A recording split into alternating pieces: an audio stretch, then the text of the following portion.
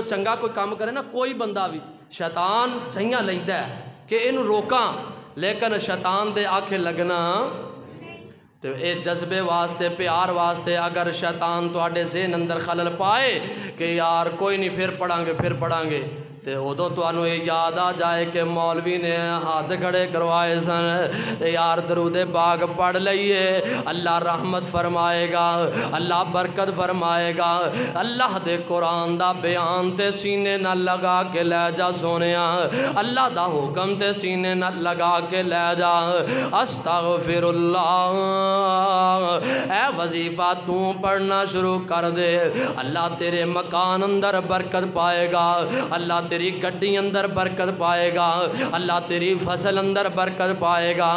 میرے نبی علیہ السلام تے قرآن نازل اللہ نے کیتا ہے فَقُلْتُ اسْتَغْفِرُوا رَبَّكُمْ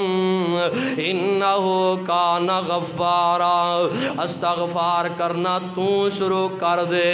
اگر اولاد نہیں تے رب پتران دی جوڑی عطا کرے گا، اگر جناب رزق دے اندر کمی ہے تے اللہ رزق دے اندر بھی برکتاں پا چھٹے گا۔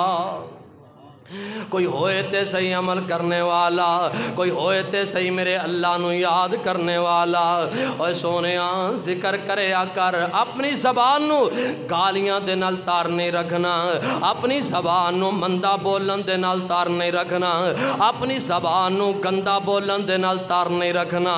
اگر تار رکھنا ہوئے تے رب دیاں حمداں نال تار رکھیا کر، اگر تار رکھنا ہوئے تے میرے اللہ دا ذکر کر دیاں تار رکھیا کر۔ اللہ اکبر، اللہ ایک قرآن نے تینوں وظیفہ دس دیتا ہے، استغفر اللہ دا وظیفہ ورد بنا لے۔ میرے پیغمبر علیہ السلام پوری کائنات دے رہبر تے رہنما فرمایا کر دے،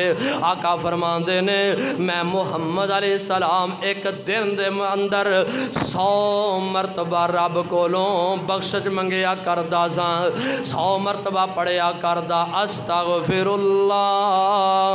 اللہ کو لو معافی منگیا کردہ۔ اوے او ہستی جدہ کوئی جرم تے گناہ نہیں، معصوم عن الخطا میرے پیغمبر علیہ السلام نے تے او ہستی ایک دن دے اندر 100 مرتبہ استغفار کرے، میرے تیرے پلے گناہ ہی گناہ نے، بوریاں نے گناہاں دیاں، پھر بھی استغفار نہیں کر دے، پھر بھی اللہ دے در تے نہیں آنگا۔ حضرات آئیے ذرا غور کرنا، ذکر